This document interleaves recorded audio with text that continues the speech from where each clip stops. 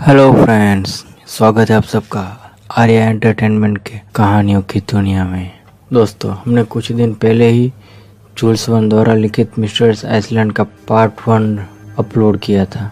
तो आपको वो पार्ट कैसा लगा वो हमें बताइए। और आज हम लोग उसका दूसरा पार्ट अपलोड करने जा रहे हैं। पहले पार्ट में हमने देखा कि वो लोग किस तरह से तूफान से लड़ते हुए आइलैंड पर आकर पहुंचे थे, मगर वो लोग कौन थे, क्या थे, कहाँ से आए थे, ये अब तक हमें कुछ भी पता नहीं है। तो चलिए हम लोग उन लोगों के बारे में पहले कुछ जान लेते हैं।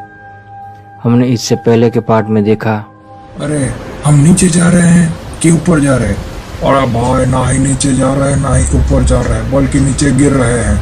जरूर इस बलून की थैली में छेद हो गया है और कुछ ही देर में हवा खत्म हो जाएगी।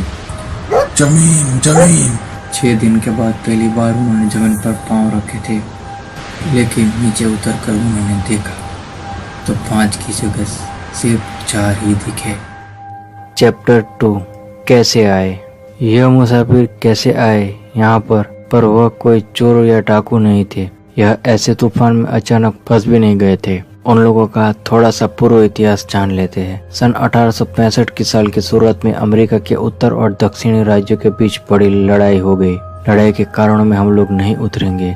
इस लड़ाई में उत्तर के राज्य की तरफ से कैप्टन ग्रांट लड़ रहे थे और दक्षिण पर बहुत ही बड़ा हमला उन्होंने किया। और दक्षिण की एक बहुत ही मजबूत जगह रिचमंड शहर, जिसका उन्होंने कब्जा ले लिया। एक बहुत ही मजबूत शहर रिचमंड, जिसका उन्होंने कब्जा करने के लिए प्रयास शुरू कर दिए। कैप्टन ग्रांट के पास जो अमलदार थे उनमें से एक कैप्टन साइरस हार्डिंग था। पूरे लश्कर में उसकी एक अलग ही छाप थी। दुबला पतला मगर स्नायुबद्ध शरीर, चपल आंखें और 45 की उम्र में भी एक जैसी चाल बहुत ही आकर्षक थी। उसके अलावा उसने कई अभ्यास किए थे, जैसे कि इंजीनियरिंग काम, विज्ञान विद्या, सुतारी काम, नाविक विद्या। इसके उपरांत अनेक प्रकार के कामों में वह माहिर था। ऐसे इंसान कैप्टन के हाथ से दुश्मनों के हाथ में कैद हो गया। हार्डिंग को रिचमंड में नजर कैद रखा गया। रिचमंड के चारों ओर इतना पक्का बंदोबस्त था कि उसमें से एक छोटी चिड़िया भी न जा सके। कप्तान हार्डिंग के अलावा एक और कैदी रिचमंड में आकर फंस गया था। अमेरिका के सुप्रसिद्ध अखबार का वो खबर पत्री था, जिसका नाम था गिडियन स्पिलेट। स्पिलेट के नाम से छपे हुए खबरों पर कोई भी शंका नहीं होती थी, क्योंकि वह किसी बंद कमरे में बैठकर खबरें नहीं लेता था, लेकिन तोपों की आवाजों के बीच बैठकर और तोपों को बिछौना बनाकर वो लिखता था। धमाकों के बीच भी उसकी कमर स्थिर ही रहती थी। बगल में एक पिस्तौल तैयार ही रहती थी। पूरा 6 फीट ऊंचा और परछंद एक बहुत ही सक्षम आदमी खबर पत्री नहीं मगर एक योद्धा के लायक दिखता था। यह इंसान भी नगर में फंस गया था। कैप्टन हार्डिंग का नौकर और रसोइया लड़ाई में कैप्टन से अलग हो गया। अकेला कैसे रहता है। रिचमंड के अंदर जाना मुश्किल नहीं था, सिर्फ निकलना ही मुश्किल था। किसी भी तरह से वह रिचमंड के अंदर घुसा और उसने अपने मालिक को ढूंढ लिया। उसका छोटा नाम नेब था। वह व्यक्ति एक हबशी था। रिचमंड में फंसे हुए यह 3 इंसान बहुत ही तंग हो चुके थे, लेकिन कर भी क्या सकते थे। शेर पिंजरे में थे। वैसे तो पूरा रिचमंड शहर ही एक जेल जैसा बन गया था। कैप्टन ग्रांट की सेना आसपास के इलाके में घूम चुकी थी। रिचमंड शहर का गवर्नर भी कैदी की तरह हो गया था। ऐसी लड़ाई में बाहर की खबर ना आ सके तो गवर्नर बहुत ही परेशान हो जाता है। अब क्या करे। गवर्नर ने अपने बुद्धिशाली और हिम्मतवान आगेवानों को इकट्ठा किया। उनमें से फॉस्टर नाम का बुद्धिशाली और हिम्मतवान आगेवान था। उसने कहा, हमारे आसपास की सेना को भेद कर जाने का एक उपाय है, हमारा बलून। उस बलून के द्वारा वह बाहर जाने के लिए तैयार हैं।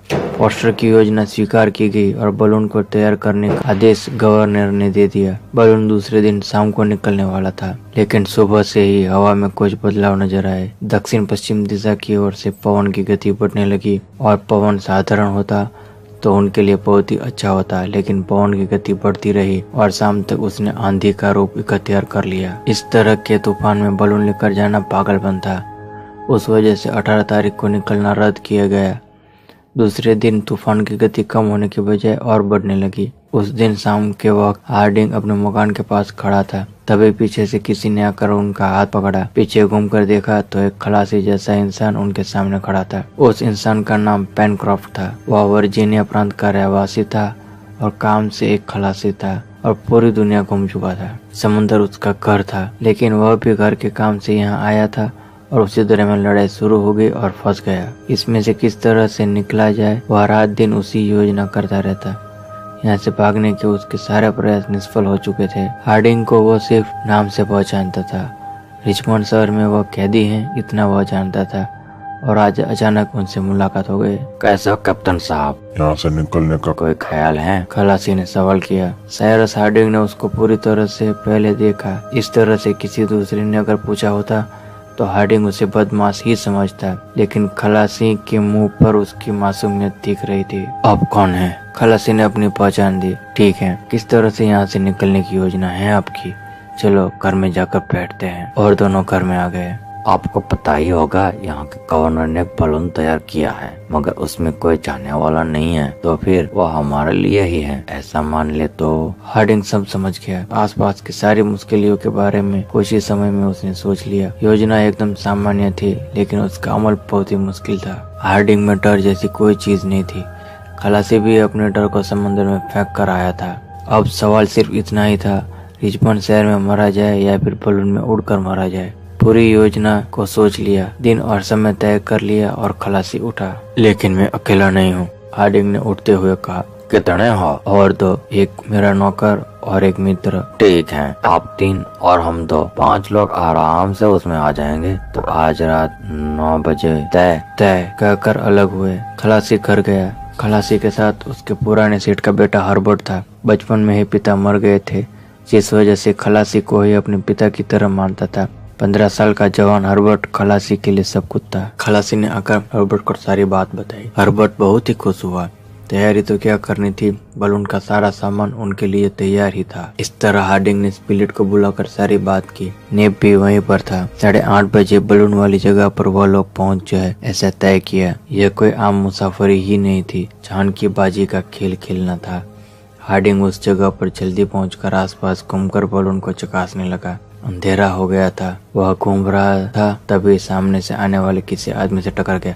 कौन है? दोनों एक साथ बोल उठे और आवाज को पहचानते ही हंस पड़े। खलासी बलून देखने ही आया था। दोनों ने मिलकर बलून को किस तरह से निकाला जाए वह सोच लिया। उसी दौरान स्पिलेट, नेब और हर्बर्ट भी आगे आ गए। सब कुछ आराम से बिना आवाज किए करना था। समय होते ही सब लोग बलून में चढ़ गए। सिर्फ एक खलासी रस्सियों को काटने के लिए नीचे रहा। बलून को बहुत ही तैयारी से बांधा गया था, लेकिन फिर भी पवन की वजह से वह हिल रहा था। एक के बाद एक रस्सी कटने लगी। आखिरी रस्सी काटने का हुक्म जब हार्डिंग ने दिया, तभी एक बड़ा सा कुत्ता कूद के उस बलून के अंदर आ गया। वह हार्डिंग का ही पालतू कुत्ता था। सेठ के जाने के बाद रस्सी काट कर उनको ढूंढता हुआ यहाँ पर आ पहुंचा था। क्यों प्रैनक्रॉफ्ट, कुत्ता भारी तो नहीं पड़ेगा ना?